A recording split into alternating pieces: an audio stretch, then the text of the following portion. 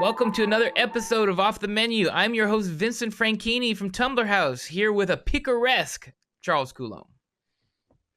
Picaresque? Mm-hmm. A picaresque Charles Coulombe. Mm-hmm. You mean like Don Quixote? Exactly. So you're saying what? I've got a low character, low class or something? There it is, yep. Really? I'll have you know something, Buster. I have worked since before you were born for one of the most respected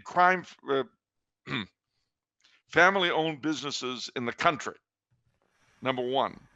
And number two, it's not like you were just insulting me personally. Because you know what one of the biggest elements of the picaresque novel is? What? The main character, who may or may not be very bright, charming, and witty, nevertheless lives in a society that is corrupt, immoral, and stupid.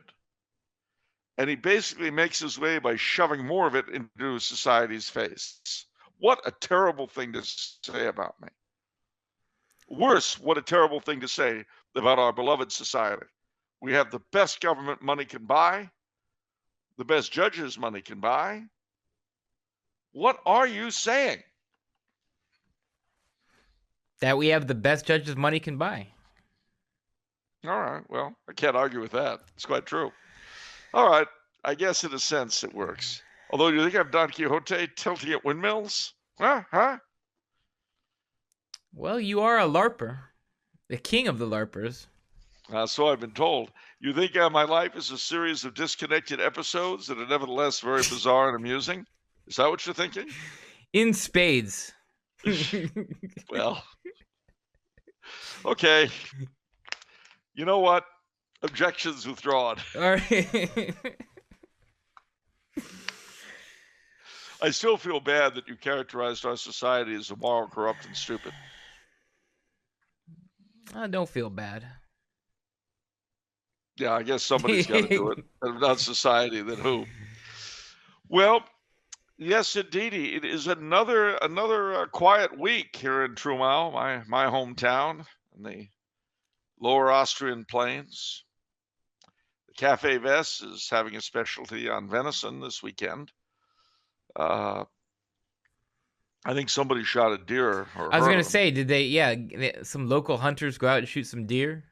I think so. Today it was venison goulash. Tomorrow it's venison schnitzel, which I've never had. Although I told them that the word Wildschnitzel to the English speaker makes you think of wild schnitzel. There are the schnitzels running wild and free in their environment. What exactly is a schnitzel? The schnitzel is a slab of meat that's breaded usually. It could be veal, it could be pork, it could be beef, it could be turkey. Occasionally it's venison, I guess. I've never had, and it's breaded. I've never had venison schnitzel, so this is going to be kind of new for me. I love venison in any form, so the goulash today was out of this world. But something else happened today that was amazing. I almost didn't get here today. Oh, what happened? Well, I was waylaid by agents, I am absolutely convinced, of Oswald Dupree. Really? Well, yes, it's a couple I know casually from church, Andre and Teresa, and they invited me for dinner at their place. They plied me with liquor. First champagne, then scotch. Yeah, and they watched the show. Andre and Teresa, I won't mention their last names, but they live in Vienna. They know who they are. They tried their best to pull me off the path of virtue, but they failed. And you know why? Because in any picaresque novel, the hero always manages to evade that kind of entrapment. So you know what, Oswald? Nice try this time. Better luck next time. Yeah. There are crimes where they gave you booze and food? Yeah.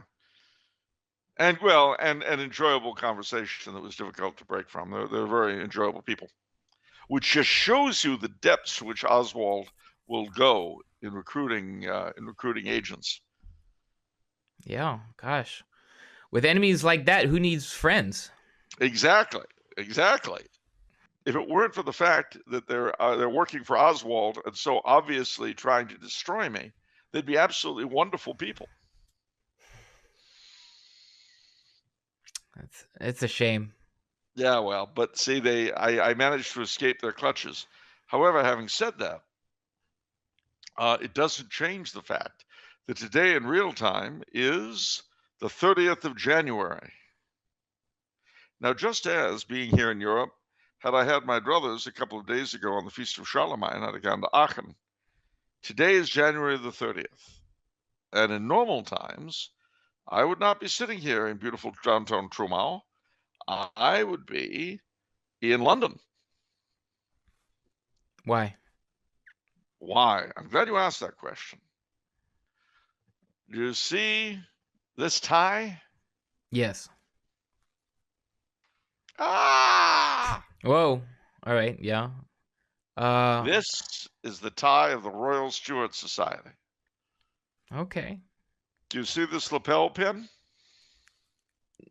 Kind of. Yeah. It's the lapel pin of the Society of King Charles the Martyr. All right. Yes. So, had I been in London, apart from seeing friends in London whom I haven't seen since I was there last February, shortly before the attack of the COVID monster, what would have happened is a bunch of us would have gone to Trafalgar Square in the morning. And there, the members of the Royal Stuart Society and various other organizations, the Royal Martyr Church Union, the Society of King Charles the Martyr, and so on, would have laid wreaths at the statue of King Charles I, because January the 30th is the day in 1649 that, like Louis XVI and Nicholas II, he was murdered by worthless scum. In this case, Oliver Cromwell. But that's not all, because an hour or two later, the Society of King Charles the Martyr would have an Anglo-Catholic mass for in honor of Charles the Martyr, and that would have been in the banqueting house, which is all that's left of the old Palace of Whitehall, which was where he lived. And in the evening, the members of the Royal Stuart Society would have attended an evensong at St. George's Chapel in Windsor Castle, where the king is, where he's entombed. So it would have been a very Caroline day for me, had things been normal. But they weren't, and so they aren't, and so they didn't. And that, that is what it is. But instead, I had a very enjoyable day here, including the delicious venison goulash, and as I say, later being the unsuccessful entrapment by Andrea Teresa. However, today is also the birthday of Franklin Delano Roosevelt. So if you're a big Roosevelt fan, that's great. If you're not, and I'm not, you can only shrug. Tomorrow, January 31st, is a very important day indeed, because it is the death day of Bonnie Prince Charlie, Charles III, King of France, England, Scotland, France, and Ireland, who famously led the Highlanders in the 45. Another wonderful historical what might have been. But wait, there's more. Monday, when people are going to be seeing this, is the Feast of St. Bridget of Kildare, the Mary of the Gale, one of the three greatest saints of the Emerald Isle. So if you know anybody who's Irish, it's almost like St. Patrick's Day, only it's not. St. Bridget, however, was a great saint. I've been to several of her shrines in Kildare, and just a wonderful, wonderful lady. So if you're Irish from whatever part of the Emerald Isle, you can feel pride on the 1st of February. But the night of February 1st, and some of you will be watching this at night, is Candlemas Eve. Well, that's really the beginning of the end of the Christmas season, which comes to a conclusion the next day. And traditionally, it was the time to take down the Christmas decorations. As Robert Herrick tells us in his famous poem, Ceremonies for Candlemas Eve. And like so many eves of great saints' days, there are all kinds of magical stories and so on told about Candlemas Eve. Let me see, anything I could add to all of that? Yeah, despite his best efforts, the new denizen of the White House has not yet destroyed the world. Yay! World 1, Biden 0. Every week the world goes through without exploding is a victory. Are you lining up to get your vaccination? No. No, I'm not. And it's funny because the Council of Europe has just declared that there'll be no mandatory vaccination over here. Now, this is unfortunate because for the Holy Father, because he's ordered mandatory vaccination in the Vatican City, which puts it in violation of the European Code. Man, I mean, it's hard to mandate. I was reading up on this. There's a lot of issues there. One being, a lawyer was saying that if something goes wrong with the vaccination and you're, let's say it was mandated for work or something, you're liable. That company is liable for workers' comp, big time. Like it's on them. I know, but see, this way our masters get to order us around all the time the way they always want to. So it doesn't really matter, does it? I tell you, our masters are such slime. Sometimes I think about it and it just takes my breath away. How can an entire cast of people be so stupid? It's amazing to me. I mean, I sometimes wonder if they go to stupid school. To get whatever brains they had sucked out of them. I agree. Just amazing. Speaking of which, though, it's good to see that the new denizen in the White House is has COVID monster out of California. How? Well, Governor Newsom just lifted a bunch of your restrictions. Yeah, but it only goes back to the fall or so. I mean, like, we're back to where we were in the fall. Yeah, but it's better than nothing. And notice that I suspect, I can't speak for the rest of the world, but I suspect that the COVID restrictions, now that the evil orange man is gone and goodness is once again restored to supremacy, I'm pretty sure that the COVID monster will leave quickly. Also, for some reason, that reminds me, it's kind of relevant to everyone. I just talked to my tax accountant. He said he doesn't think they're going to push the deadline for taxes. So get your taxes done, everyone. He thinks the IRS wants their cash and they want it now. And they deserve it. Let me tell you something, Mr. Smart Guy. I remember what some apparatchik in Sacramento said on the radio 2 or 3 years ago. I was listening to him talk. I've never forgotten it. There is a lot of money in California, but so much of it's still in private hands. You see what they go through? Can you see what they're put through by us? You don't deserve your masters. You know what? You're not good enough for them. Yeah. That's right. That's right. They deserve every penny every one of their subjects has. At least, probably more. And what do they get? Speaking relatively, bupkis. I mean, it seems like a lot, but that's only because you think of yourself as a free citizen. You've got to get over these delusions. I'm only trying to help you. You've got to learn to accept yourself for who you are, a wholly owned subsidiary of the most benevolent masters ever to own a band of slaves. Thank goodness for them. Now, see, you're learning. There is hope. With time and therapy, young man, you may be able to rejoin society as a useful and productive member. Okay. I was trying to comfort you. You did. Thank you, Charles. You're welcome. All right, no memes of production this week. Sorry, guys.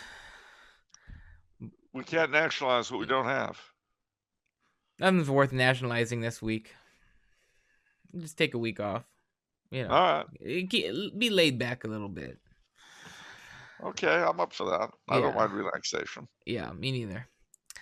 All right, let's get to the questions. All right, question from Christian. What are some German Catholic traditions? I've recently found out that my ancestors came from Catholic Germany. You've expressed a fake it till you make it approach to reviving traditions in modern times before, and it's inspired me to try and breathe some life back into the liturgical calendar and devotional life. Are there any Catholic traditions from German-speaking lands you know of, such as for the big holidays like Advent, Christmastide, or Easter, but also for the more obscure feast days people don't normally think about? No, yeah, actually, quite a few. Advent was kept strictly, but they had things like the Jesse tree, and they really love their Advent calendars. You know, that's a big deal in the German-speaking world even today. Before Christmas, and more I hear in America, parishes are starting to do this. They have early, either late night, early morning orate masses done in the dark. That you'll find these in some Latin mass communities. So you might see if your local folk will do this. Oh, one thing I neglected to mention, on November 11th, which is the Feast of St. Martin, the children in German-speaking countries will process through the town carrying lanterns, and they'll have a fellow dressed as a Roman soldier, as St. Martin, accompanying them, and they sing songs and all that on St. Martin. December the 6th, of course, is St. Nicholas's Day, and St. Nicholas visits, dressed as a bishop, not as Santa Claus. And he's got a companion with him who varies from place to place. In Germany, in northern Germany, he's Knecht Ruprecht. In the Netherlands, he's Zwart Piet, Black Peter. Here in Austria and in Bavaria, he's Krampus, who's a very frightening figure. And basically, St. Nicholas keeps these guys from getting too nasty, because their job is to punish the bad boys and girls, whereas his job is to reward the good ones. So then you've got Christmas, which the Orate Mass is Christmas, that's when things really get underway. Midnight Mass is a really big deal here. But so is Mass Christmas Day, and a lot of people do go to both. New Year's Eve is Sylvester, and they have parties like that, same as we do. Everybody watches an old English comedy skit called Dinner for One, which you can now see online. Just plunk in Google for One on Google and you'll find it. Why this thing has become such a ritual of the German and Austrian Central European New Year's, I do not know. It's in English. They don't even watch it with subtitles. They watch it in English. They think it's hysterical. And it is. It's actually quite funny, but Anyway, so the Epiphany is also big, and they have what are called the Sternsingers, which are little kids who goes door to door singing again. And the three kings sometimes show up in different places, giving gifts. Candlemas again is big. Lichtmesse. They have processions and so on, which are with the candles. Let's see. Moving into, and of course, Carnival, Fasching, is big. It's a big season. It's not just Mardi Gras Day itself. Starting with the Epiphany, they have more and more parties and dances and all sorts of things and costumes. It's really, they make a big deal in Catholic Germany and Austria and Central Europe. They make a very, very big deal about it. Lent is kept strictly Ash Wednesday. They keep Holy Week the way most people do, but there are several interesting traditions. On Maundy Thursday, it's the tradition to have seven different vegetables, and this is the name for reason for one of the names for the day, which is Grün Donnerstag, Green Thursday. They bring on Holy Saturday. Good Friday is kept very, very strictly, but a lot of people like to go see performances of Bach's oratorio on the Passion on Good Friday. That's very popular. And they on Holy Saturday, of course, they bring eggs and lamb and so forth to be cheese to be blessed by the priest. And then Easter is the way Easter is in most places, but very often people will go for walks and things like that in the countryside after Mass on Easter. And the Easter bunny and the Easter egg came to us from this part of the world. So they're here too. You can't escape them, much as you might try to. Pentecost, in a large part of the German-speaking world, they like to eat pork on Pentecost, ham, a full suckling pig in a lot of places. Let me see. Well, this brings us into the summer, and Corpus Christi is a big holiday, big feast, and the procession through town is a major event. You'll have different societies join it. Usually, the mayor and the city council of various towns will take part. Sometimes soldiers. Huge processions for Corpus Christi. St. John's Eve with the bonfires is also a big deal. And there are various places like in those places that have relics of the precious blood, either on the Feast of the Precious Blood or certain other days. Some places the Ascension. They'll have processions with them, and even horseback processions with such relics, and these are called Blutritter. Or Blutritten, I'm sorry, Blutritter would be blood knights, but they're the blood rides. And there's some places in the spring and the summer where they will have groups of mounted units, basically local organizations that are mounted, that will ride on the feast day of the patron saint of the town, and they'll ride a long way. They're a big procession. So you've got the Georg's Ritt, the Johannes Ritt, which means the John ride, the George ride. They do a lot of open air sorts of things, so they like processions very much. Then the autumn comes. August, of course, I should mention that in the autumn, you've got the Feast of the Assumption. I'm sorry, in August, you've got the Feast of the Assumption.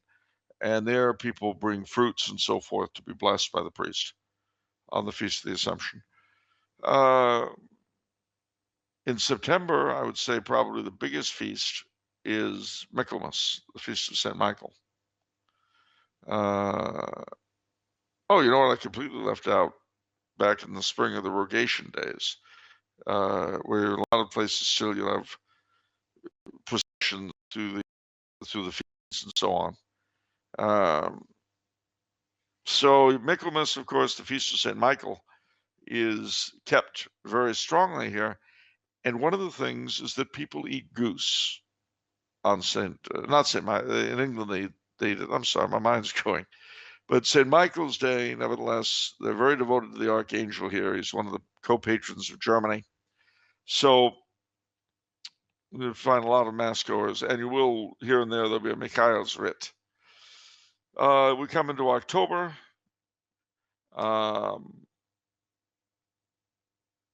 October, there is, and November, they have a lot of, we're making the year round. October, November, they have a lot of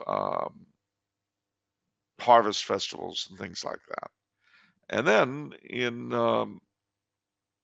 November, the 1st and 2nd, All Saints and All Souls, those are very popular because people go to the cemeteries on the night of All Saints and through All Souls, and they fill them with lighted lamps and candles and so on. And the cemeteries become fairylands at night. They're just amazingly beautiful. One thing I forgot to mention about St. Martin's is that goose, not St. Michael's Day, but St. Martin's Day in November, goose is a big deal. Martinigans. Because St. Martin, you know, he didn't want to be made a bishop, so he hid, and he was revealed by a bunch of geese. So they eat geese in his honor. The last point I'll make in this round the year tour, and I forgot to mention, around Christmas, people like to set up Christmas displays in the graveyard on their family plots. So at the very least, there'll be decorations, you know, the sort you'd expect, floral decorations and so on. But some people go all out. I've seen nativity sets, things like that in the cemetery at Christmas. It's really amazing. So that, I hope that helps. Oh, you want to get a book by, oh gosh, what was his name? It was a very good, he was the chaplain to the Von Trapp family of singers when they were in Austria. And he came to America with them. He ended up as the pastor of the now defunct the Holy Trinity Church in Boston. Father Weiser, Francis X. Weiser. He wrote a number of books, the Holy Day book, the Christmas book, the Easter book, a lot of books like that. See if you can find his books, Father Francis X. Weiser. And you also want to see if you can find Maria von Trapp's Around the Year with the Von Trapp family. All right. He also asks, any German saints of note worth venerating? Lots. Okay. Oh, you want specifics? Okay. Well, sure. St. Boniface, the Apostle of Germany. Blessed Charlemagne, of course, my namesake. Got to mention him. He's also French, so he's, you know, sort of an apostle of unity. Saint Henry the Emperor, Saint Henry II, and his wife Saint Cunegunda, and Saints Matilda and Adelaide, who were also empresses of his family. Saint Maurice and the Thundering Legion, they were actually Roman martyrs, but they were adopted by the empire, Saint Maurice in particular. St. Clement Maria Hofbauer is Austrian, but still worth, you know, very, very important saint. St. Leopold, also Austrian, the Archduke, um, Saints Rupert and Saints Rupert and Vigilius in Austria. I'm missing somebody in Bavaria, and I'm feeling very foolish. Big saint in Bavaria, and he's escaping me. Well, and of course, I'm going to put in a shout out for Blessed Karl the Emperor and servant of God, Empress Zita. Right. Question from Philip the Good of Burgundy. Oh boy, I know you. Oh, Golden Fleece. Charles has maybe talked about this in previous episodes, but what is the church's teaching on rebellions? When is a government legitimate and when is it not? Well, that's a good question. The church's teaching on rebellion is severalfold. One, the government in question has to be violating the rights of the church and has to be it has to be oppressing the faith. That's the first thing. Second thing is that the situation has to be such that tolerating it will in fact be worse than unleashing the horrors of revolution.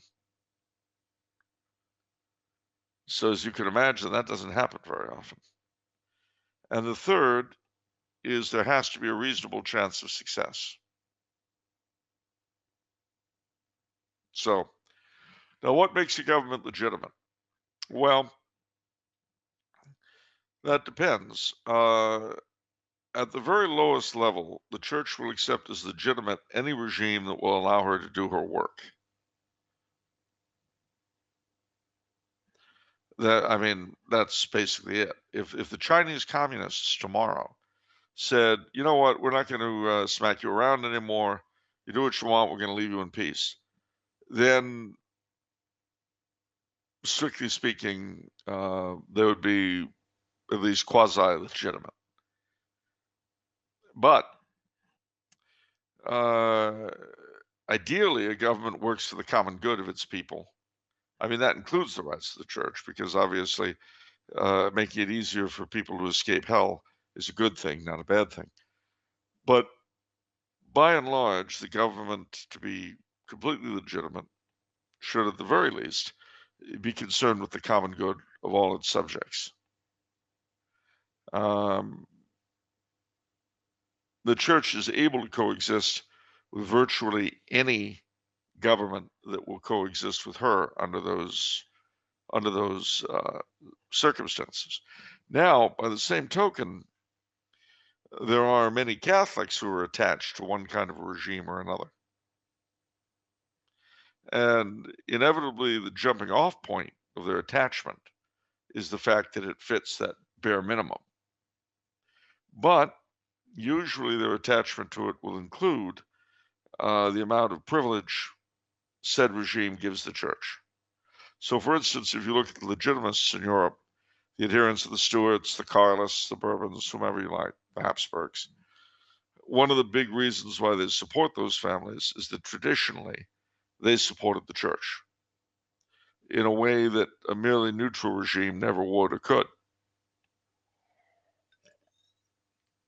But there you go. That's but that on one level, legitimacy is almost a difficult to avoid thing for a government if you read it one way.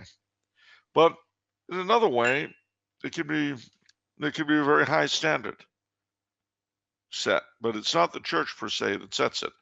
It's individual Catholics or groups of Catholics, not the church as a whole.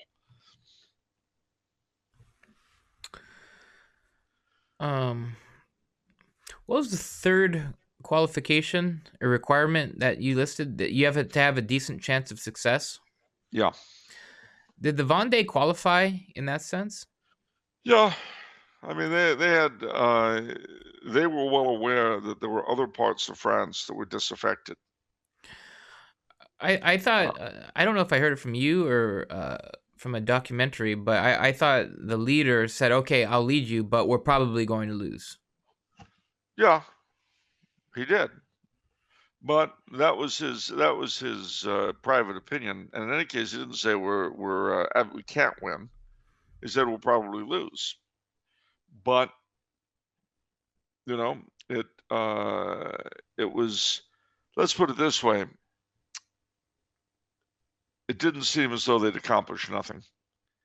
And the fact is, they'd had, even without much in the way of leadership, they'd had some success up to that point. They drafted him into it precisely because they wanted more success. He didn't think much of their chances, but obviously he thought enough of it that he was willing to do it. All right, 2 questions from Zane. How can the laity get the traditional Latin Mass at their home parish? Well, there are several ways.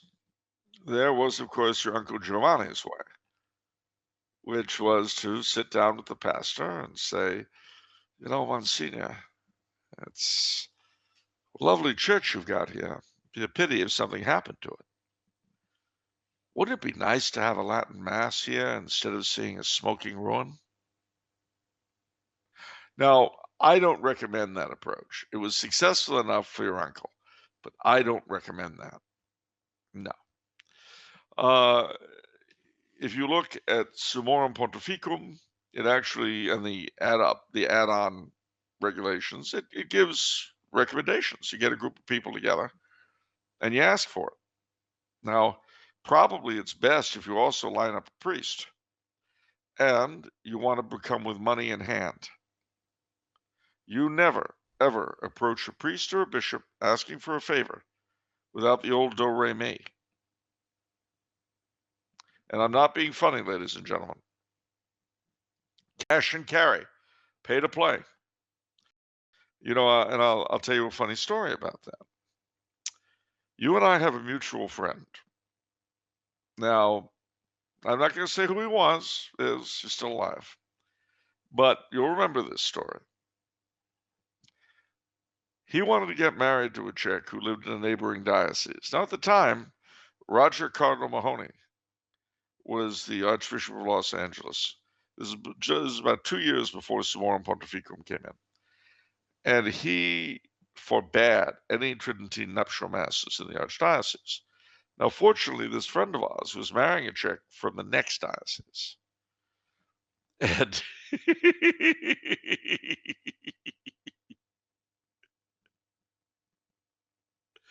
I had heard that their bishop was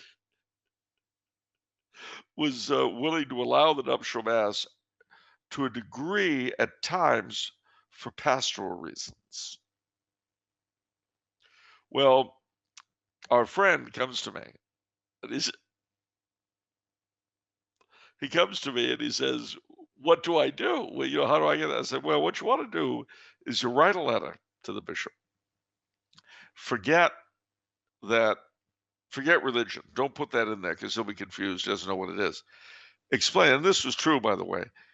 The ethnic makeup of the two was, shall we say, very mixed. He had, you know, 3 or 4 different European stocks in him. She was from Latin America, but she, you know, had part Slav and this and that. So I mean, they were both ethnically and culturally diverse. So I said, lay all that out on the table and say that a Latin Mass would be good because it would bring all the disparate elements of our family together. And I said, include $100 check and don't mention it in the letter. Just include the check. If they cash it, I expect you will get your permission. Well, he did. They did. He did. So it was a beautiful wedding, and you were there. You'll remember it. It was a lovely, lovely Tridentine Mass. But the priest who offered it was so stoked at having done so. I mean, he was really, really happy with what a lovely Mass was and all that. So the very next couple in that parish who wanted to get married, he convinced them that they really wanted a Tridentine Mass. And then he asked for it from the bishop on his own. And he was turned down. And he complained to me. Oh my gosh, he was upset. And he said, "How did your friend get it?" And I mean, I'm a priest of this diocese. I said, Father, stop. Let me ask you an important question. He said, "What? Did you include a check with your request? Our friend sent $100. Did you include a check?" "A check? Of course not. That would be, it would be simony, Father. It's an old tradition in the church. It goes all the way back to the time of the apostles." And you know he wasn't comforted?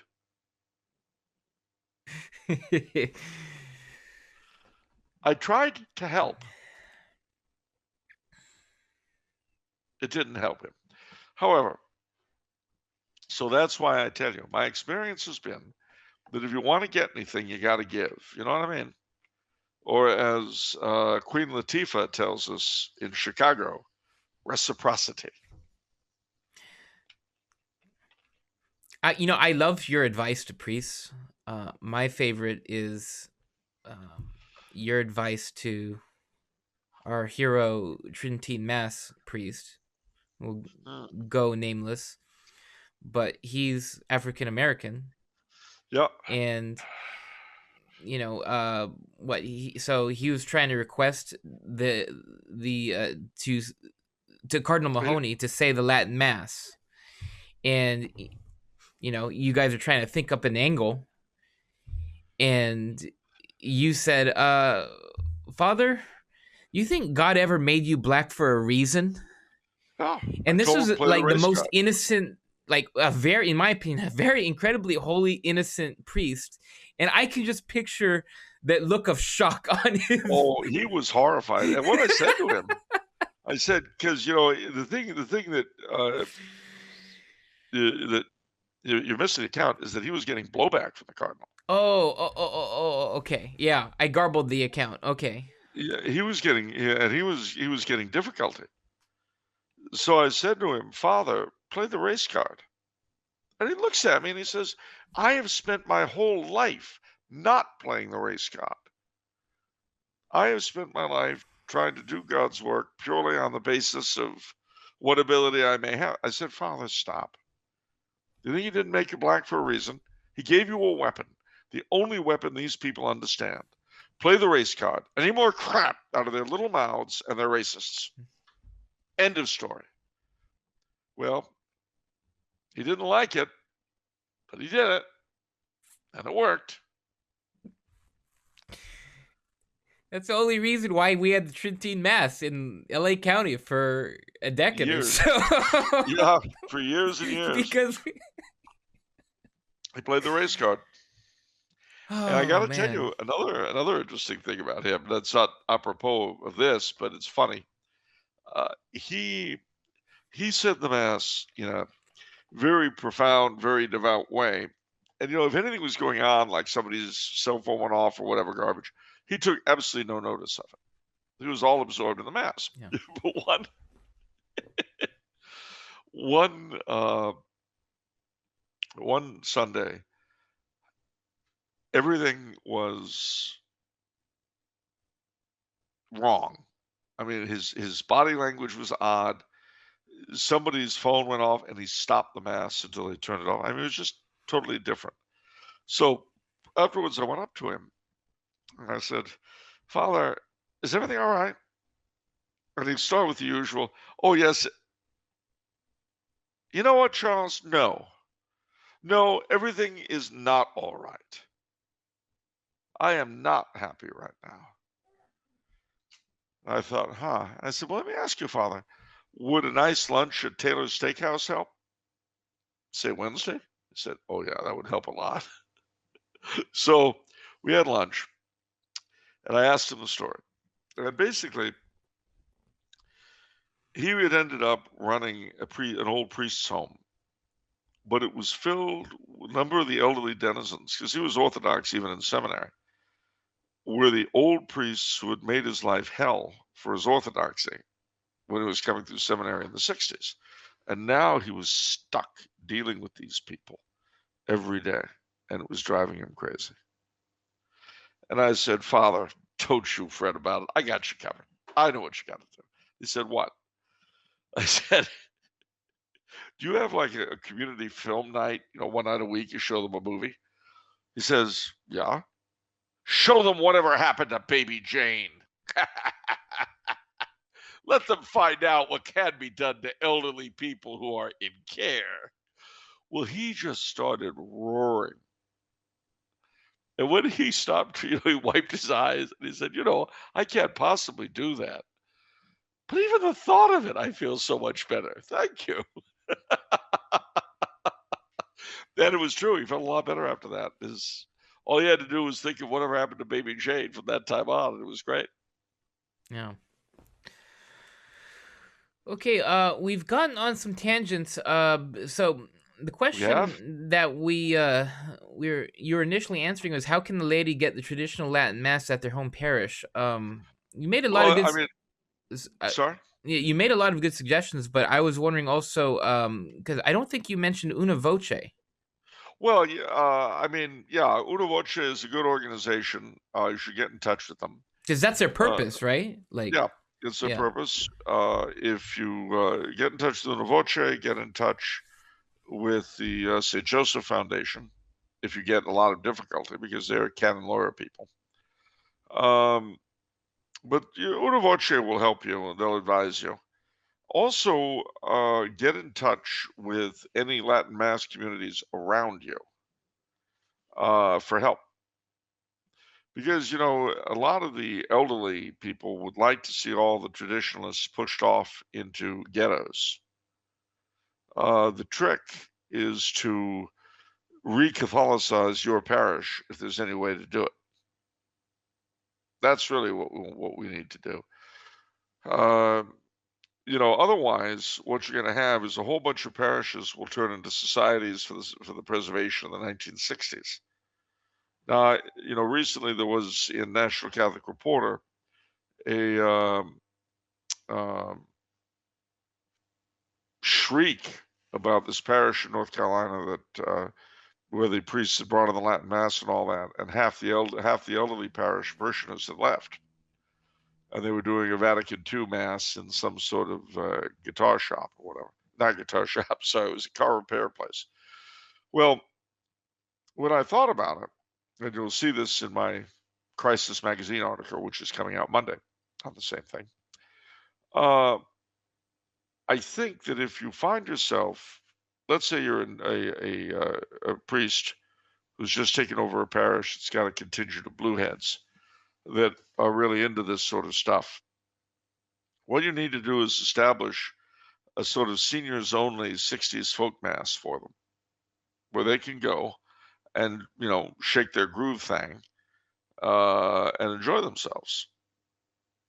You really do have to provide that, because after all, they have given money to the parish. They do support it, and it's a good place for Susan and her friends to chill. And I'm not being funny. I mean, much as annoying as they can be, and much as you can come to loathe them if you're not careful, they do need to have a place to gather, and do their thing. And you're never gonna make traditional Catholics out of them. They're, that ship sailed when they bought into all this stuff. So be kind to them to the degree you can be. Don't respond to their assaults, and provide one Sunday or Saturday night Mass where they can feel at home. I like the idea of billing it as the seniors only Mass. Yeah. What does Charles think of James Connolly, the Irish socialist and trade unionist, who was one of the commanders of the Easter Rising of 1916? Furthermore, what does he think of the Easter Rising? Oh, golly. Well, stepping into Irish issues is always, always, always upsetting. It's a good thing you guys are going to be seeing this on the Feast of St. Bridget. And I will ask for her help, that of St. Patrick, and that of St. Columba, who was the mentor of my family's patron, St. Columban. They say, three saints one grave doth fill, Patrick, Bridget, and Coulombe kill. And that's in the town of Downpatrick, a little old town in the old County Down, which is one of the 6 counties of Northern Ireland, Ulster. So I pray to St. Patrick, St. Bridget, St. Columba, and my own St. Columban to help me answer these questions without going insane. All this Irish stuff. Okay, James Connolly. Well, a tragic figure. In fact, the inestimable Father, oh gosh, I've drawn a blank. You know, the mystical body of Christ in the modern world. Not Father Cahill, the Oh, other one. Fahey. Father Fahey. I think it was Father Fahey, or it was Father Cahill. I think it was Father Fahey. Wrote a book which I recommend highly called The Tragedy of James Connolly. And it was a tragedy. It was top to bottom, beginning to end. The best thing I can say about James Connolly is that he died in the faith. But he was a socialist. If he'd gotten what he wanted, there would have been a socialist Republic of Ireland, and the country would have been reduced to garbage a lot sooner than it has been. So now, mind you, Connolly became a socialist because of the social and economic misery he saw in Dublin. There was a lot of it. But nevertheless, you know, it's so often the case when people are confronted with terrible evils, they look for radical solutions, which, unbeknownst to them, would be worse than the thing itself. Now, as to the 16 Rising, well, it's a very complex issue. Well, firstly, you've got to go back to what was called the Curragh Camp Mutiny in 1914, when the group of Home Rule for Ireland had been passed by the British Parliament, and a group of officers in the Curragh Camp near Kildare, oddly enough, mutinied and said that they would refuse to fight if ordered to enforce Home Rule. They were pardoned, although it was mutiny. Then, of course, later that year, Britain gets into the war with Germany and Austria. And 2 years later, while many Irishmen are serving in the British Army in France and elsewhere, the Dublin Rising breaks out. Well, it's a very emotional thing on both sides of the Irish. My suspicion has always been that if the British had pardoned the 1916 people, or if they had executed the Curragh Camp mutineers, either way, they could have, it would have been very different. But the message of pardoning the one and executing the others was not a good one. It was one of pure favoritism. And the irony is that the only one of the 1916 leaders they spared was Eamon de Valera, who was spared because he was an American citizen, being a native of New York like myself. So they spared his life because they didn't want to execute an American citizen at a time when they were trying to get America to come into the war. So it's filled with irony because the biggest danger to the British in Ireland was De Valera, the whole bunch of them. And unfortunately, too, the people they executed, like Patrick Pearse and the O'Reilly and so on, they were very decent people, a lot of them. It would have Irish history, I think, would have been better had some of them still been around.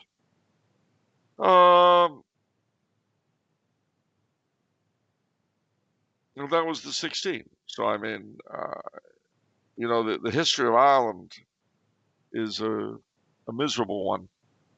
I've often said that one of the devil's greatest victories in history was convincing the Catholic Irish, when showing the Catholic Irish, identifying the crown with heresy, and for the Ulster Scots and the Anglo-Irish, identifying the faith with treason. And the thing that's interesting, too, a lot of the most active on both sides, the Orangemen and the Fenians, who were the rebels, secret society of the 1860s. The interesting thing about it is that the Fenians and the Orange Order had the same grips and countersigns because they were both created by Freemasons. That's one of the little factoids nobody hears these days. Hmm. You know, and another great irony is that today the Ulster Scots were the biggest force for pro-life on the Emerald Isle. Only 33% of the Republic's population voted against abortion, but the vast majority of Northern Ireland, including most of the Protestants, were against abortion. And it's interesting, too, that the British government, when they were paralyzed over Brexit a couple of years ago, and just they couldn't get anything done, there was this, there was that, they were somehow able to push themselves together to force abortion on Northern Ireland. And the added bit is that Sinn Féin, the radical Irish nationalist party, who always yap about how terrible the British are, Sinn Féin applauded this because they're pro-abortion. So basically, as long as the Crown is ordering the murder of infants, Sinn Féin is loyal. I get it. I get it. Okay. I feel very strongly about this, you see, because I love Ireland very much. I've been all over Ireland, you know, the north, the south, the east, and west. A tragic, tragic country. I've got a good bit of Irish blood myself, and to see what it's become. I mean, this is the terrible thing. If you were to raise from the dead the men of 16, the Curragh Camp mutineers, the dead on both sides of the Civil War in 22 to 24, they would all recoil in horror from what Ireland has become today. That's the thing, you see, the elephant in the room. But to avoid looking at that, I mean, again, you know, for the Ulster Scots, who is it who's imposed abortion on them? Not the hated Catholics, but the British government that they sacrificed so much to preserve in Northern Ireland. Basically, betrayal, betrayal, betrayal, all around and for everybody. Right. Our final question today is from Robert. Charles has been very excited for me to ask him this question all week, actually. But it's the one I heard first. I read it, and I for reasons that'll be obvious, I was excited. Yeah, but it's perhaps the longest question we've ever received, so bear with me here on this one. Okay. Dear Master Vincent, and to the eminent Mr. Charles Coulombe, salutation. Better than picaresque, eminent. Whatever. Salutation. Go ahead. Salutations from Northern Ireland. I'd like you to know that I wish you both a toast at this evening's Rabbi Burns supper with my family, albeit having only known you through your most recent episode of Off the Menu, which I enjoyed, and in which Mr. Coulombe talked of the Bard's first publication by means of Catholic patronage.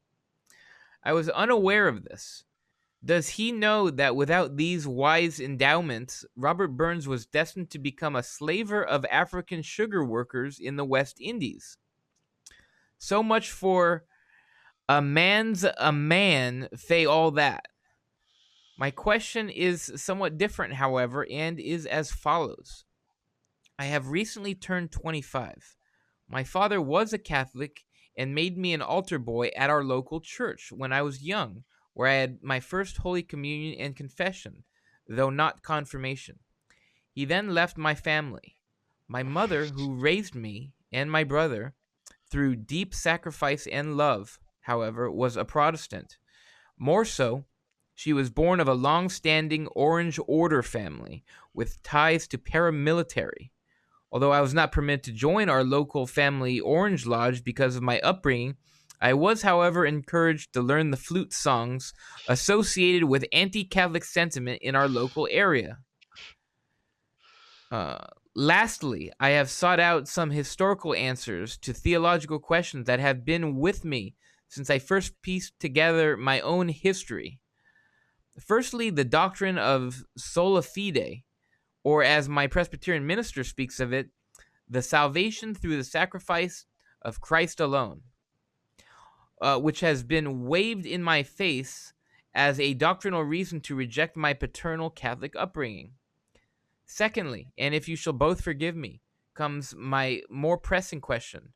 Perhaps Mr. Coulombe could talk for a moment about the political or theological underpinnings as to the religious divisions in Ulster. However, I have, as he would expect, given my aforementioned upbringing, been given 100 different genesis for the conflict, stories of pain, meaningless deaths, theological diatribes, rivalries, lies, blah, blah. My simple question is only this. I was looking over YouTube the other day and found the both of you, by all accounts, a pair of what I have been warned about by both parents. I should perhaps add that the Catholic side of my family fought and died in the international brigades in Spain against the fascists and Franco. This is not uncommon where I am from, and my family still sings songs about this. Never mind. You are something called tradcaths. One of you looks like G.K. Chesterton, though his Wikipedia page tells me he was once a hokey LA comedian. And the Hokey? What happened to eminent? Hokey indeed. Puh. and the other is a mobster-looking charmer who, by the looks of it, couldn't be less interested in what the other has to say. Well, there's that. Got me nailed there. Yeah. I like what you both have to say, deeply moved by it, in fact, but am worried how I ought to separate people of genuine conviction from those I am used to in Northern Ireland. Those who just have another book to sell, grievance to peddle, or bigotry to ignite. Okay. Well, all right. We do have tons of books to peddle. You got us there. Oh, yeah. Yeah. So, I mean, void were prohibited. No CODs. Operators are standing by. Limited time offer, act now. Not an actor. And well, first, that's a tall order, and I am very touched. Firstly, thank you for reaching out, as they say. I hate that term, but anyway, thank you for doing it. Well, the first thing I can say to you is in the county Tyrone, near the town of Dungannon, where Manny's the ruction myself had a hannin', Bob Williamson lived, a waver by trade, and all of us thought him a stout orange blade. On the 12th of July, as it yearly would come, Bob marched with his flute to the sound of the drum. You can talk of your fiddle, piano, or lute, but there's none could compare with the old orange flute. Well, had to get that one out there. Anyway, it goes on and on and on. Bob marries a Catholic girl and it goes downhill from there. And of course, gosh, what are they called? The Irish Rovers had a song. 'Twas the most distressful mix-up that you have ever seen. Me father, he was orange, and me mother, she was green. This is the reversal. Well, before I say anything about the Irish situation specifically, which again, like the last question, is putting my head into the lion's mouth. I'm just glad I'm doing it for you on St. Bridget's Day. And again, pray to St. Bridget, St. Patrick, and St. Columba to help me. The Irish situation is one whose specifics aside is an example of the kinds of complex histories that people are forced to live with and have to make their own decisions about. And by that, I mean, to give you some concrete examples. You take, for instance, the relationship between the Poles, the Ukrainians, the Lithuanians, the Belarusians, the Germans, and the Russians. It's so convoluted, so terrible, with atrocities on all sides. Even when the different groups were fighting either both the Nazis and the Soviets, they still found time to fight each other and sometimes to murder each other's civilians. And of course, the only things anybody ever remembers are what's done to their side. Somehow they never remember what they do to the others. It's the same way with the Serbs and the Croats. On a somewhat less lethal level, but nevertheless a question of intense loyalty, I can tell you quite honestly that I do know how you feel. You know, I'm a French Canadian by blood. And I grew up on stories of the conquest. And you might say with a chip on my shoulder as far as the Anglos went. But things being what they are, I also came to know a lot of Anglo-Canadians, and I realized two things. One is that they have an ethos of their own, even as my people do. And two, that whether one liked it or not, it was necessary that the Irish and the French somehow, the Irish and the French, the British and the French, the Anglos and the French, that there was to be a Canada, and either of them were to survive the onslaught of the behemoth to the south. They had to cooperate. And I've had some of my own French Canadian brethren get annoyed at me for, as they say, swallowing the two nation theory. But, the alternative, and this brings me to the third point I've lived through, and the lived through is the American model of assimilation. But you see, I was born in the United States. I'm the third generation. And I love the United States.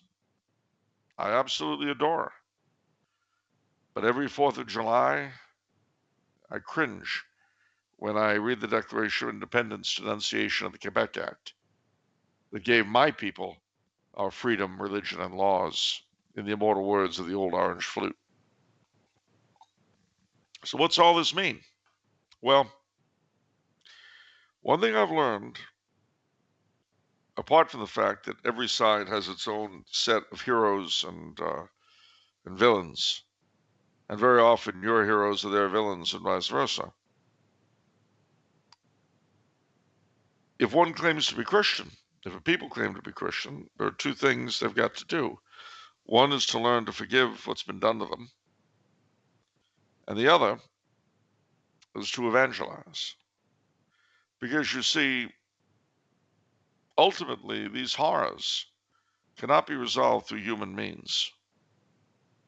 They can only be resolved through forgiveness and through the brotherhood that only comes eventually through religious unanimity. And that's something that can't really be imposed, especially when it was at the heart of the problem to begin with. So where does this take us? It takes us to Ireland. Now, of course, it's difficult to separate the Ulster issue from Ireland as a whole. So what was Ireland as a whole? Well, prior to the Reformation, as you may or may not know, because the Irish church and state were in such an anarchic state in the 1100s, two things happened. One was that the Pope of the time, Adrian IV, who was the only English Pope we ever had, gave the King of England the lordship of Ireland and permission to pacify the country. At the same time, they were invited in by one of the claimants to the disputed High Kingship of Ireland. Between those two things, the English invasion of Ireland began. But they were not divided by religion. And as a result, what happened was that in the ensuing centuries, although initially about half the Isle fell, the new settlers were assimilated. So people with names like Fitzroy and Fitzhugh and Fitzpatrick and Fitzgerald became, well, as Irish as Paddy's pig. And the English area shrank to the section immediately around Dublin, the Pale. And of course, those wild people who weren't there, they lived, get ready for it, beyond the Pale. That's where it comes from. Ulster at that time was filled with native dynasties, the O'Neills and the O'Donnells and the various septs and tribes. You see, you got to bear in mind that Ireland outside the Pale was made up of different kingships. Initially, there had been the High Kingship at Tara, and then you had the 5 provincial kings, and then under them, a lot of little ones. Every little region had its own king. And very often, the boundaries of those little kingdoms were the boundaries of the dioceses. Not in the early days, very often the brother of the king became the bishop. You can see where that led to the troubles that brought in papal intervention in the first place. Well, when Henry VIII left the church and set up his own, and when Scotland went Presbyterian with John Knox, this would introduce into the Irish situation religious discord, which had not existed before. That was the one area where the Old English, as they were called, and the native Gaels were united. But now you have this other element. The heart of resistance to the British subjugation of Ireland was Ulster. And the two men who were the leaders, the O'Neill and the O'Donnell, the Earl of Tyrone and the Earl of, was it Tyrconnell? I forget. Anyway, they fought until they could fight no more. They fled in what was called the Flight of the Earls. They went to Spain, Rome. And King James I decided that to pacify Ulster, he would settle it with Presbyterian Scots. And so he did. A lot of them. And they were the ancestors of the Ulster Scots. Now, when you look at that, what does it look like? Well, the Jews and the Palestinians, the American Indian settlers, the American Indians and the settlers, the Aboriginals and the Australian settlers, the Maoris and the New Zealanders, and so on. Now, because they were Calvinist, and this, by the way, was not restricted to the Ulster Scots. It's true of the Afrikaners. It was true of the American Puritans. But because they were Calvinists, they tended to see themselves as the children of Israel, the inheritors of the promise, and so forth. The time in Scotland under King James became the subjection under Pharaoh. The coming to Ireland became the Exodus. Ulster was the promised land, and the people they found there, the Canaanites.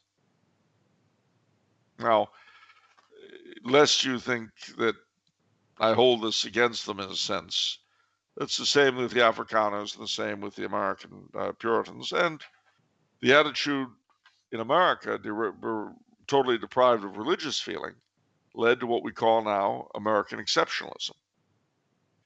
That is the last secularized remnant of the kind of radical identification with the children of Israel that Calvinist peoples usually have.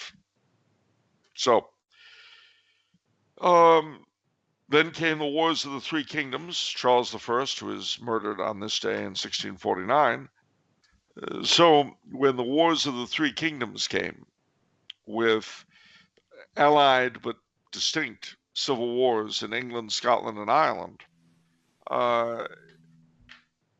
the Catholics in Ulster revolted in the 1641 revolt. And it was a bloody business. It was extremely bloody. And so were the reprisals. Those kinds of things are always nasty. If you look at what happened on our own American frontier, really great. Initially, it was a revolt against the English, but then what happened was that in the rest of the country, the Catholic lords, both Old English and Native Gael, united in what was called the Confederation of Kilkenny. And then they united with Charles I. That being the case, the Ulster Scots allied with Oliver Cromwell, who was himself a Calvinist. As we know, Charles I being murdered, eventually Cromwell won in each of the three kingdoms. And in Ireland, they took a heavy vengeance. Drogheda and places like that were horrible. And he sent a lot of Irish as slaves, and a lot of Scots too, to the West Indies and to the Carolinas. People forget that. But then what should happen? He's replaced with Charles II. They have the Restoration. Charles is king. He dies. His brother James, who's Catholic, becomes king. And for Ireland, what that meant was that you had the Catholics in the ascendant.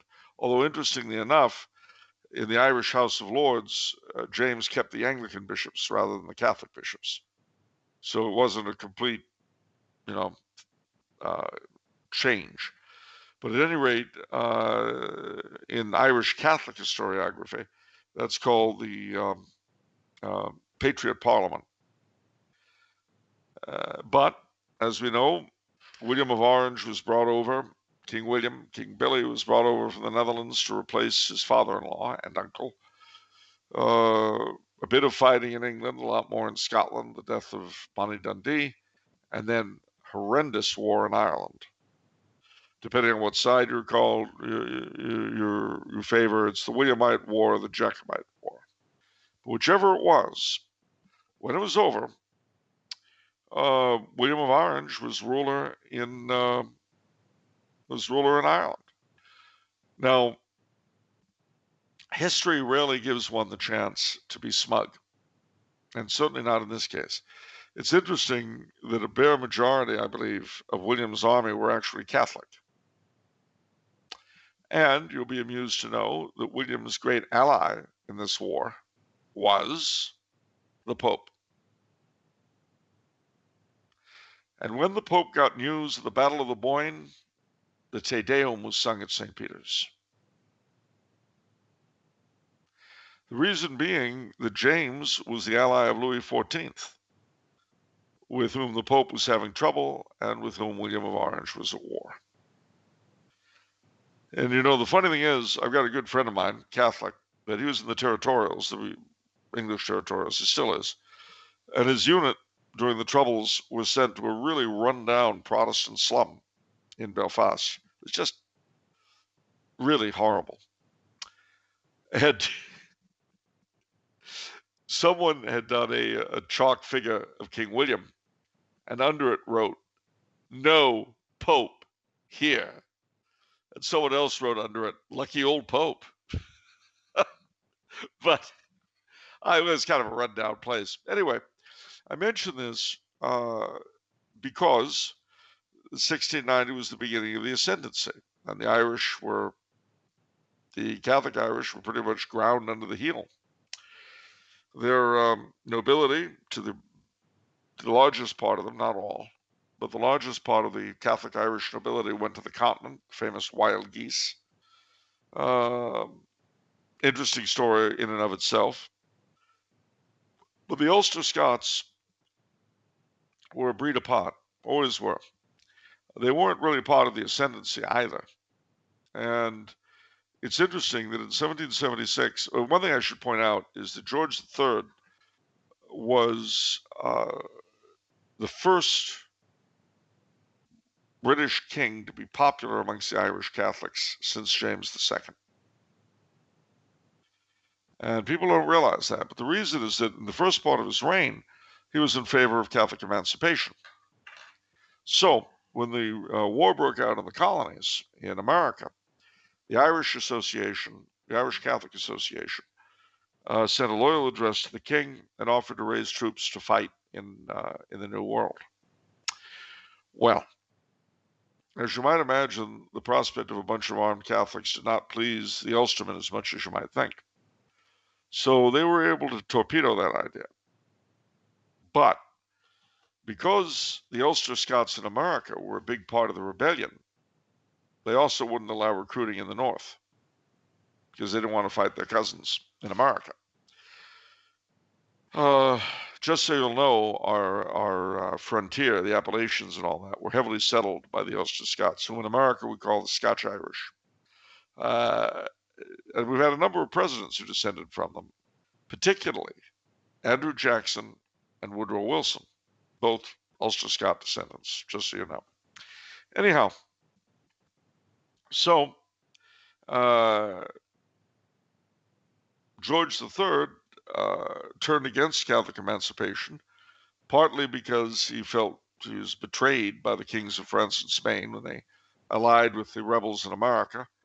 And that in turn led him to reconsider his feelings about the coronation oath he had taken. So he turns against Catholic emancipation. Interestingly enough, the Irish Parliament, because Ireland had its own parliament, as Scotland had had until the Union of 1707,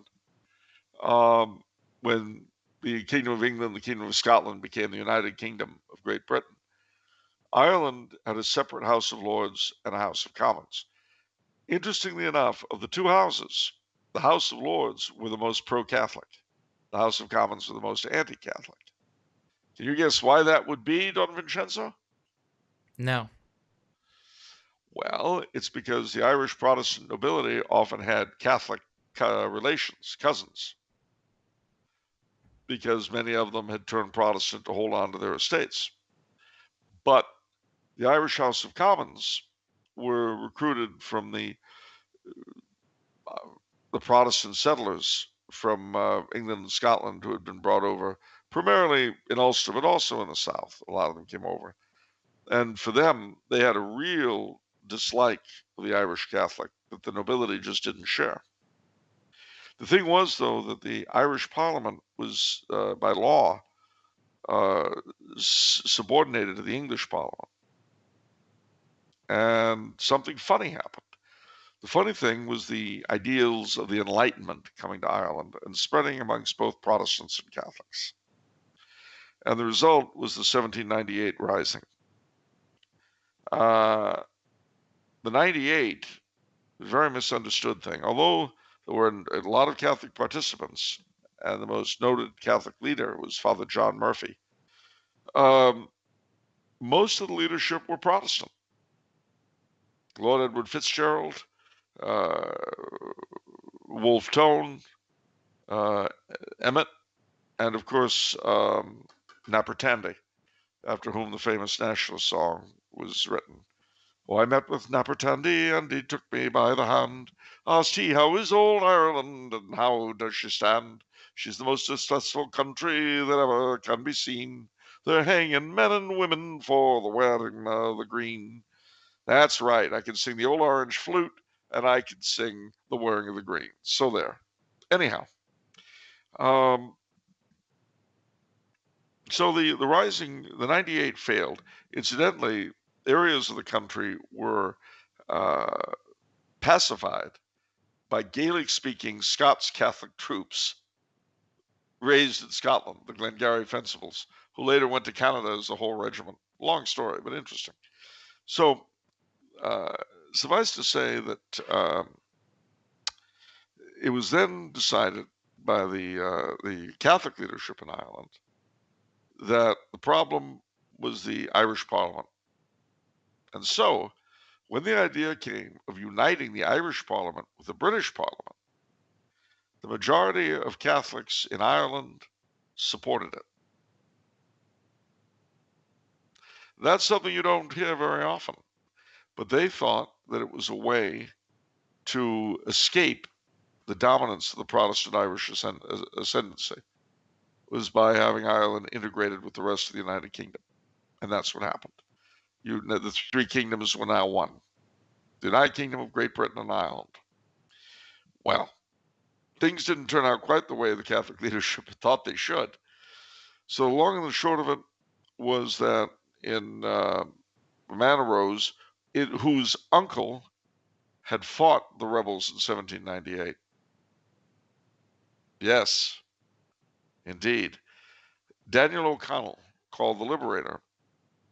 His uncle had fought in the 98 in Munster against the French and the Irish rebels. His other uncle had been murdered during the French Revolution. He was the last commander of the Irish Brigade in the service of France. So Daniel O'Connell did not want a republic. He wanted an Irish kingdom under Queen Victoria, well, when he started out under George IV, but he wanted Ireland to have its own parliament to which Catholics could belong. He wanted a united Ireland under the crown. People don't realize that about the Liberator. But you see, he had seen the taking of the Bastille when he was a student in Paris. He had no use for republics. Well, what happened then? 1829, Catholic emancipation. Catholics are elected to Parliament, and from that time on began the struggle for what was called Home Rule. Now, in Ulster, this was seen as a terrible thing. Home rule is Rome rule. That was the old saying. Home rule is Rome rule. It was a very unpleasant thing. Remember that the vast majority of the beginning of the 19th century, the vast majority of the Catholic Irish were tenants on Protestant-owned estates. Along comes the potato famine. A lot of people died. But, again, as I said earlier with the Poles and the Ukrainians and so forth, one side will always tell you about the landlords who quite literally went bankrupt trying to keep their tenants fed during the famine. The other side will tell you about how, tons had to leave the country because they were starving. The British government would not give extra relief to Ireland, and so on and so forth. Which of these two tales is true? Both. Because in some places, the landlords did everything they could to keep their people alive, and in other places they didn't. And the British government really did not do much to help Ireland. But this wasn't because they were keen on the Irish starving. It's because they had become doctrinaire followers of Adam Smith. It was a liberal government, you see, during the famine. I suspect that if they'd had real Tories in there, it might have been a bit different. That sounds weird, counterintuitive, but there it is. And yet, within a couple of decades, after the Fenian excitement, the Liberals became the party of Home Rule, and the Tories became the party of Unionism. So, in a nutshell, the whole thing's kind of messy, especially because there's a whole tradition of Irish Catholic unionism that gets completely ignored. Primarily because it's not to anybody's interest to think about it. You see, you're supposed to be the one or the other. And that's it. That's just the way it is. That's it. No more. So, where does this take us? Well, now we're in the late 19th century. The Curragh Camp Mutiny we touched on a bit earlier. Then, of course, you had the treaty, which led to the Civil War. Northern Ireland accepted the original proposal of the British government. The South rejected it. The fight went on, and finally they came up with the treaty, and the Civil War ended. Well, we're almost toward the end of our long story, but Ireland, the South, became the Irish Free State, which was a dominion like Canada, and it had a governor general. Now, it was represented the king in Dublin. The North stayed an integral part of the United Kingdom, but they had autonomous government, and they had home rule. The Northern Ireland had home rule until the Troubles in the 60s, and they had a governor in Belfast who represented the king and all that. Well, here was the thing. The people that came to power in the Irish Free State initially, the Fine Gael, they were of the opinion that they wanted to see a united Ireland, but they were of the opinion that the only way that the Protestant Irish could be reconciled to the idea of a united Ireland was to keep the treaties scrupulously. The Fianna Fáil, under De Valera, wanted to void the treaty and turn Ireland into a republic. As you can imagine, in the eyes of Fine Gael, this would absolutely justify all of the prejudices of the Ulster Scots. It would prove that all their fears about the Catholics were absolutely correct. So, initially, De Valera and Fianna Fáil refused to take the oath of allegiance to the king, which was necessary if they were going to sit in the Irish Parliament, in the Irish Parliament, in the Dáil, and they didn't. The first Governor General of the Irish Free State was a man named Tim Haley, who was an old Irish nationalist. He retired. He was replaced with a very fascinating man whom you in particular, Bob, should look into. His name was James McNeill, and he was an Irish Catholic from Ulster. Why is he important for you to look into? He was the epitome of knowing what would work with the Ulster Scots and what would not. And he knew that the treaty had to be kept, or the chances of reconciling them would be right out the window. Unfortunately, he got into a fight with De Valera, who wanted to avoid the treaty, and decided that his conscience would allow him to take the oath after all. And so he and his party won the election. I'm not going to go into the details because it's too long, but it's fascinating. And eventually he was able to drive McNeill out of office and fulfill all of McNeill's worst fears. And that really helped solidify the hatred between the North and the South. And bear in mind, too, the Protestant segments of the South felt a steady pressure to leave, and many of them did. And at the same time, the Catholics of the North were discriminated against, and many of them left to go to the South. So, and there were other things. I mean, the South was very poor compared to Britain. A lot of Southerners went north because, to be blunt, the welfare was better. So you had an exchange, see? This is what I mean by saying history takes no prisoners. Nobody ends up looking 100% squeegee clean, pure, and wonderful.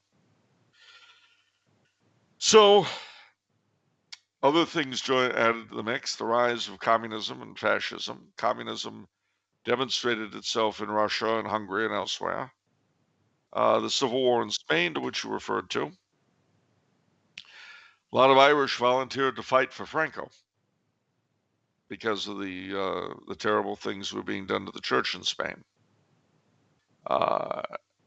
It's interesting to note that Catholics in the North often went to fight for the communists, but they did so as Catholics. I think the ironies of the situation should be, I mean, they felt it was their duty as Catholics to help fight Franco. Well, so where does all this lead us? It leads us to the present day, where in the matter of abortion, the Ulster Scots have been betrayed by the British government, and the Catholics of the North have been betrayed by Sinn Féin. That's where it leads us. It leads us to the 66% of the South rejecting the faith once delivered to the saints and becoming not Protestant, but nothing, pagan, worthless. Oh, so that's where we are. Read the last part of the question again. I am worried how I ought to separate people of genuine conviction from those I am used to in Northern Ireland. Yes, but he describes them. Those who have just another book to sell, grievance to peddle, or bigotry to ignite. Well, that's the first thing then, starting with the bigotry to ignite. A man's a man for all that, indeed. The history of Ireland is such that it brings no credit to anyone. So you know that if someone's trying to ignite bigotry, it's not just that they're trying to spread hatred, which is bad enough. You know they don't have a leg to stand on. Not now. Not now. Not now. As I said in response to the last question, if all the men that one or the other side consider heroes were to rise together at once, they would be as one in denouncing the current setup in Ireland, North and South. I had an interesting experience in Donegal back in 92 or 93. I was on a national lecture tour of Ireland. And the one thing I did not want to get into, because in those days, I mean, people were killing each other. It was pretty bad. The one thing I did not want to get into was talking about the North. Partly because I'm an American, and worse, I'm a French Canadian American. I have Irish blood, but it's not my place, I thought. So I was hoping to God nobody would ask me. And my luck held until I got to a town in Donegal. But Donegal, of course, is in Ulster, even though it's in the Republic. So it was very much on their minds. And the fellow asked me the question. He said, "Well, Mr. Coulombe, what do you think of what's going on in the North?" And I said, "Well, firstly, it's not really my place. But since you push me, say that really what you ought to think of doing is trying to figure out how to evangelize the Protestants in the North. That's hard to do because, of course, you can't evangelize what you don't love, and you can't love what you don't know. So it would take a lot of effort. But that's something you have to think about." And his response was, "Well, that's a very extreme tack to take." I said, "Really? Really extreme? Wow, interesting. All right, well, let me ask you. So how do you feel about what the lads are doing in the North?" And by this, of course, I meant everything from kneecappings to, assassinations, which both sides, of course, were quite guilty of. But in this particular context, I meant the Catholics. He says, "Well, vaguely supportive noises." I said, "So let me get this straight. I'd like to see them converted, and that's extreme. You're all for kneecapping and assassinations, and that's moderate. Okay, I get that.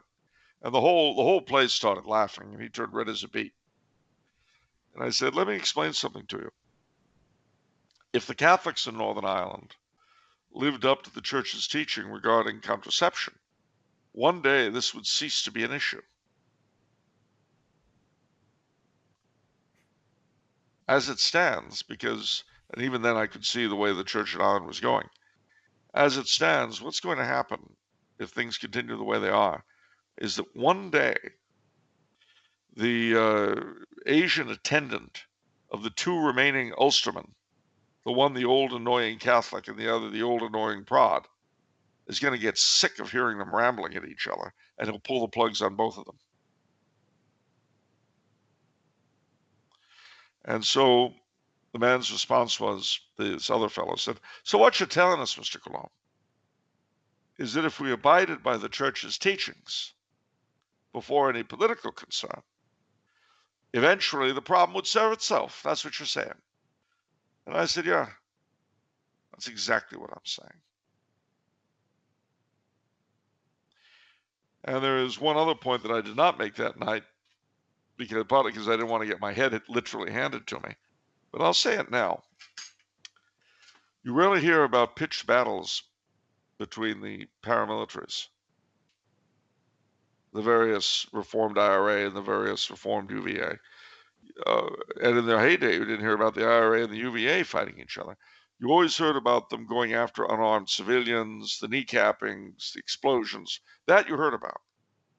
You never heard about them fighting pitched battles against each other, ever.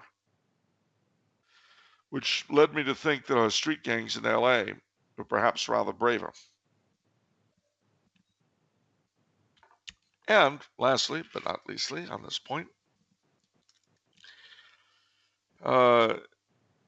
as with all the other peoples I've spoken of, my own, the Anglo-Canadians, the Serbs and Croats and Ukrainians and Lithuanians and Poles and Belarusians and Germans and Russians and all the rest of the various peoples of the world who claim to be Christian and have axes to bear against their neighbors and chips on their shoulder. How exactly is this going to get you to heaven? How is identifying your faith sheerly and purely with hatred of the other going to save your soul? How's it going to do that? I don't know. I don't see any warrant for it in either the Bible or tradition. Hate your neighbor sufficiently, and heaven's open to you. Not a problem. You'll go straight in. I don't remember reading that anywhere in the Bible. I've not seen it in the church fathers. Very strange, very odd. It's odd to hate evil. It's odd that, how do I put it, the people, as peoples, say the Canaanites, were not identified as evil. And even the Canaanites, when they made deals with the Jews, they were spared. They weren't all destroyed. So I think, you know, if you think you're a Christian, if you think you want to follow Christ, well, you do have to love thy neighbor. And that's not always easy, especially when you've got a long, unpleasant history with him. So you know what you do? You study it from his point of view. You grit your teeth, you read his books, you see his side of the argument. It doesn't mean he's right, but you need to put yourself in his shoes if you want to bring him to what you believe to be true. Unless, of course, you're so afraid of finding out that you're not right. So that's a long-winded story, young man. A very long-winded story. I'm sorry to have taken up so much time with it, but it's one I've thought about for the better part of my life. You know, when I was a boy, we had NORAID and all that running around. And And I grew up singing the Irish rebel songs and things like that. You could always good for a free drink in a bar. So I'm familiar with a lot of the context, but that's my answer as far as those who rouse hatred. As far as selling another book goes, we got you covered. Buy every single one in the catalog, and we'll be happy. What was the third one in between the two? Third, what in between what? At the very end, he said, "Those who want to sell another book, Grievance to peddle, or bigotry to ignite." We did the bigotry to ignite, and the grievance to the peddle is like unto that. We've all been sinned against, and we've all sinned. So you have to try to forgive those who have done ill against you, and beg the forgiveness of those whom you have done ill to. All right, we are at the end of our episode. We are out of time for today. Oh, you can't mean that. I can and I do. But I was going to read a long 40-page poem in Phoenician. Oh, I'm so sorry, Charles. We've just, as much as we would all love that, we just can't manage it tonight. You know, I got things to do, you know? This is what I mean. Here it is, as a representative of a dying generation. I feel that I should have some sort of, I don't know, deference.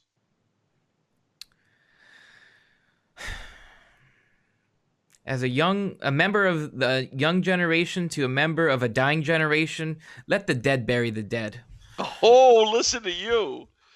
Let me tell you something, young man. If it weren't for me, well, life would be a lot different.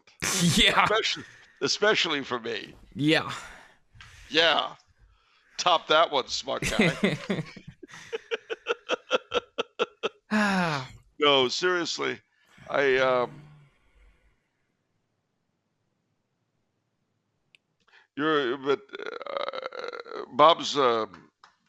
Bob's story really did move me very much. The other thing I want to say is that I'm very sorry that your father did as he did. Same thing happened to President Reagan, incidentally, and he had the same setup.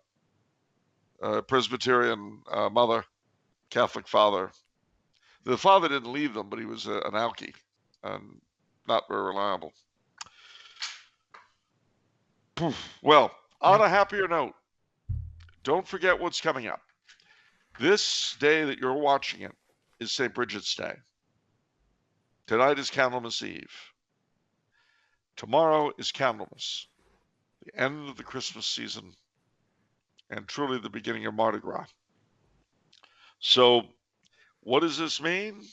It means taking down the last of the decorations and thinking, but only thinking, about what you're going to be giving up for Lent. Remember the rule. The more you give up during Lent, the more you're entitled to party in Carnival. But if you're not going to give up anything for Lent, don't you be jumping up and down for Mardi Gras. All right. I have one other question for you, though. Sure. If it's Monday, what is it? It's off the menu. Okay, that's nice. But what about the soul you save? It may be your own. God bless you all. Take care, folks.